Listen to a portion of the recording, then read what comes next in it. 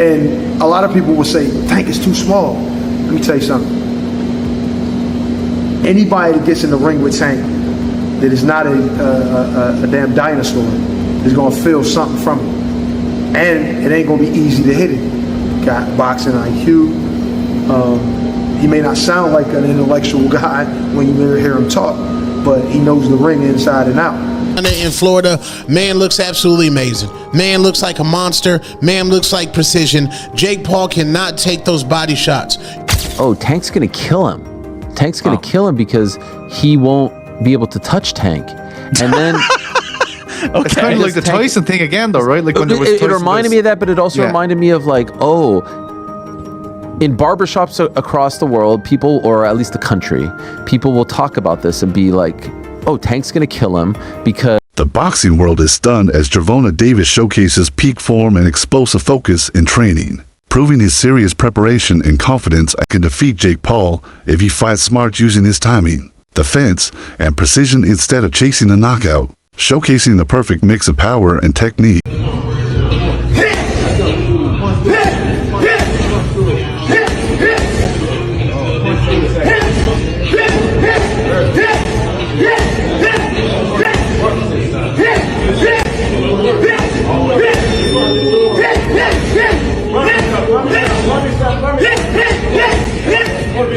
You know, his ability make up for that size difference, in your honest opinion? Well, he has to be very smart throughout the course of the fight. You know, it's hard to know in some things. I think Gervonta's just gonna stick and move. He'll be fast, play it smart, you know. I don't see him staying still for too long so Jake can land some shots. He'll just try to touch him. Who knows, man? It's an exhibition. It's a money grab.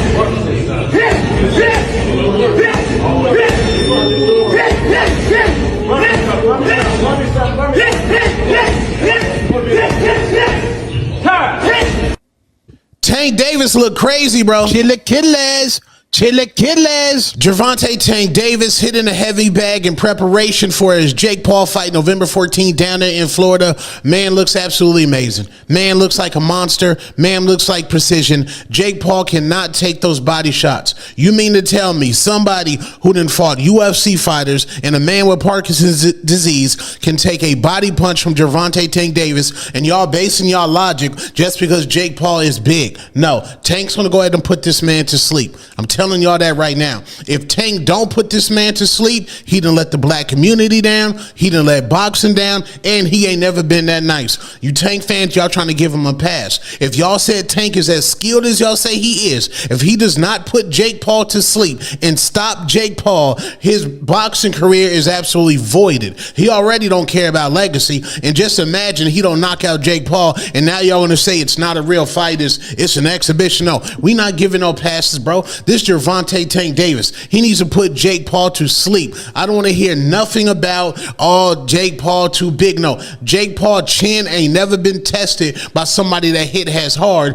as Gervonta Tank Davis. Tank should put this man to sleep with ease. I'll say that respectfully. If you don't put him to sleep, a 2-pack of ass. That shit stinks. That's a 2-pack of ass at the highest level, and it's a musty energy at the highest level. Get it together. Get it together. Tank looks amazing. That's the Gastric experts predict Jake Paul will face a harsh reality against Gervonta Davis, whose superior speed, experience, and fight IQ could expose Jake's raw defense and lead to an inevitable, devastating knockout fight, as many question Jake Paul's size advantage, while others believe Gervonta Davis's superior skill, speed, and technique will easily neutralize any physical difference.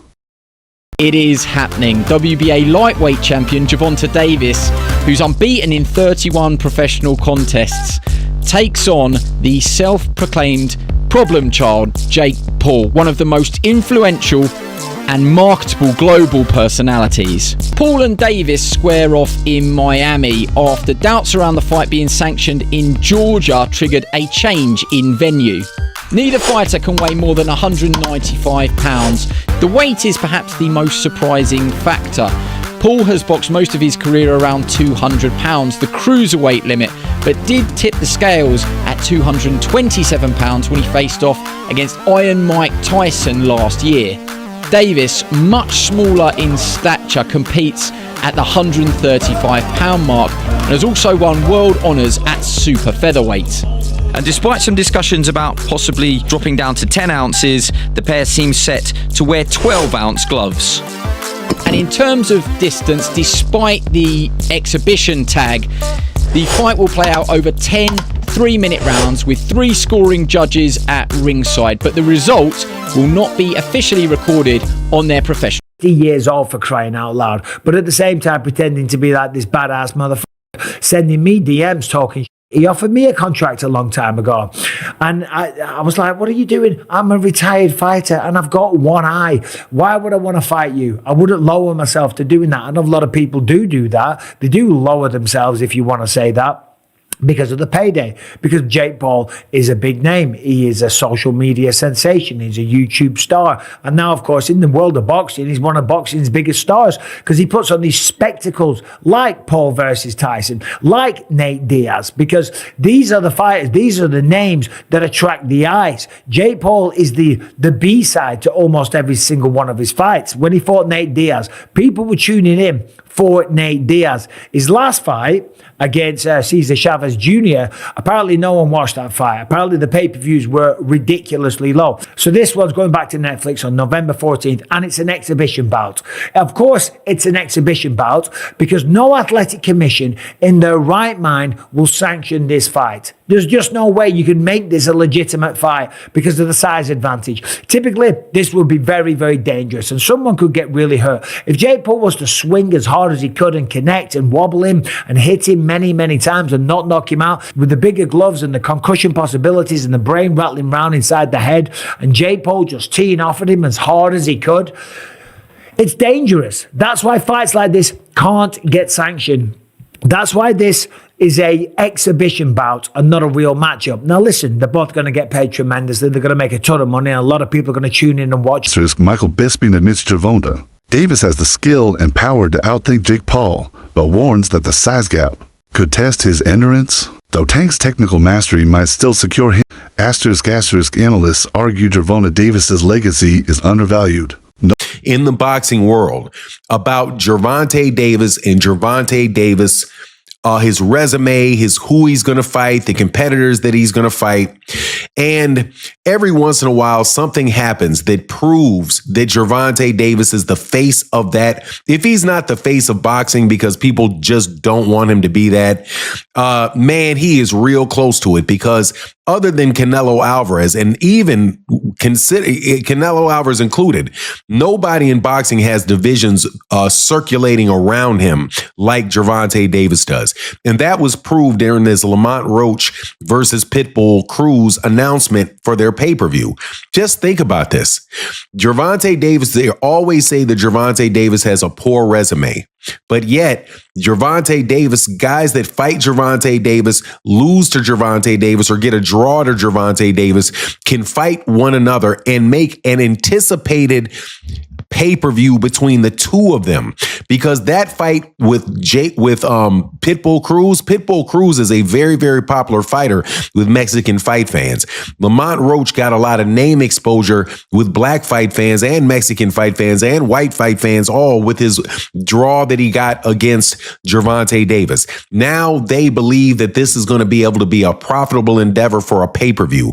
Now, let me also tell you that Rolly Romero, who was somebody else that Gervonta Davis fought in the past, will be on a pay-per-view that's going to be successful, most likely, when he defends his WBC 140-pound champion. Especially Tank been talking about retiring, so why not get the bag and then go about your business if that's your plan? I mean, if that's your plan to retire, then go get the bag and go about your business. You ain't doing nothing wrong. I'm not against it. You got some people that are very critical, Tank. Does it make sense depending on what you're in boxing for? Because you got some people that want to fight the best. You got some people that want the accolades, the belts, the undisputed. And you got some people that just came in this game like, look, I'm trying to get my family out of poverty and give us generational wealth. Does it all depend on what you decided to box for? Well, I mean, Tank accomplished a lot at a young age. You know what I mean? He accomplished a lot at a young age. So I wouldn't be mad if he took the bag and went about his business and never fought again. You know what I mean? Plus, like, look at some of the things that he's going through. You know what I'm saying? So, you know, a lot of that can affect you as well.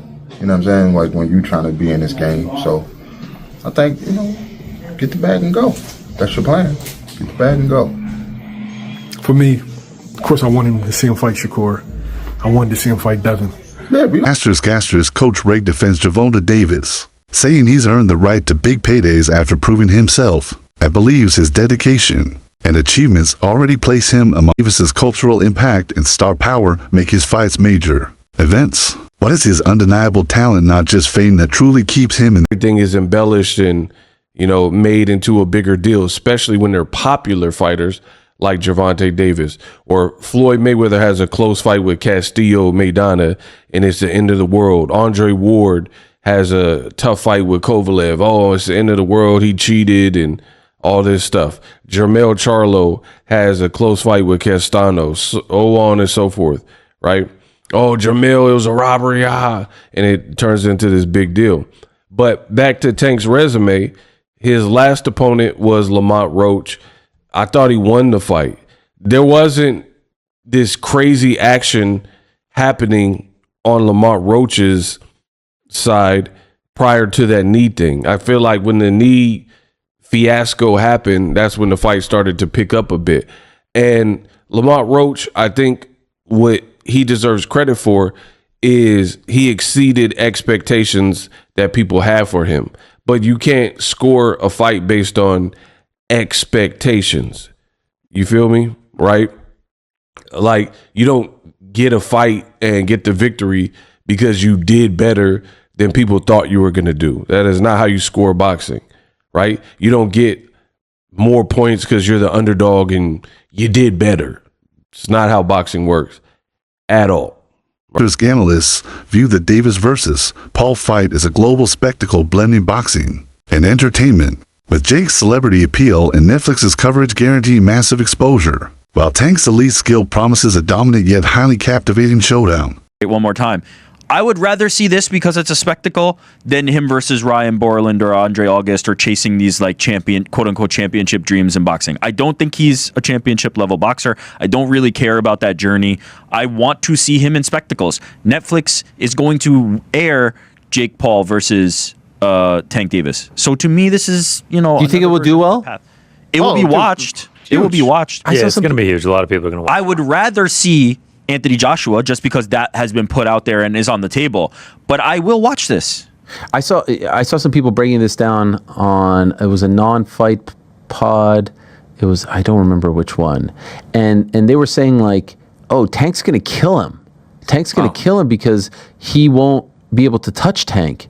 And then It's kind of like the Tyson thing again, though, right? Like when there was it reminded me of that, but it also reminded me of like, oh, in barbershops across the world, people, or at least the country,